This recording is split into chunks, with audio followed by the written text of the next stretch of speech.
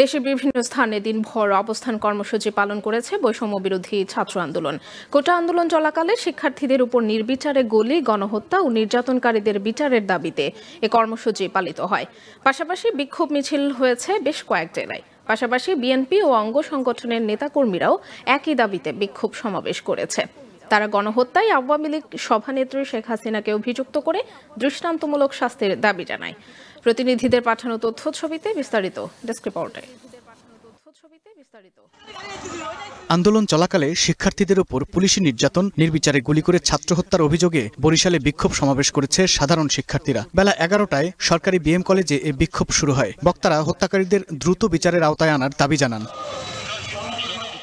শেখ হাসিনার বিচার সহ 4 দফা দাবিতে নওগাঁয় অবস্থান কর্মসূচি পালন করেছে শিক্ষার্থীরা। সকালে মুক্তির মোড় শহীদ মিনারে জড়ো হয় তারা ছাত্র হত্যায় দায়ীদের বিচার সহ বিভিন্ন দাবিতে স্লোগান দেয়।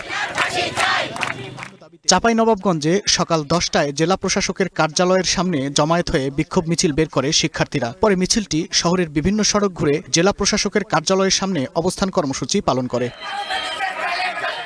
মুন্সিগঞ্জ শহরের সুপারমার্কেট শহীদ চত্বরে জেলা বিএনপির কার্যালয়ে খণ্ড খণ্ড মিছিল নিয়ে অবস্থান নেয় শিক্ষার্থীরা। এ কর্মসূচিতে হাজারো মানুষ জড়ো হয়। যশোরে অবস্থান কর্মসূচি পালন করেছে বিএনপি, ডক্টরস অ্যাসোসিয়েশন, শিক্ষক সমিতি, আইনজীবী সমিতি ও সাংবাদিক ইউনিয়ন। একই দাবিতে শহরে বিক্ষোভ মিছিল করেছে নির্যাতিত ছাত্র পরিষদ। সুনামগঞ্জে শহরের পুরাতন বাসস্ট্যান্ডে কর্মসূচি পালন করেছে জেলা বিএনপি। এ সময় বক্তারা ছাত্র জনতার উপর নির্বিচারে গুলি চালিয়ে হত্যাকারীদের বিচারের দাবি জানান।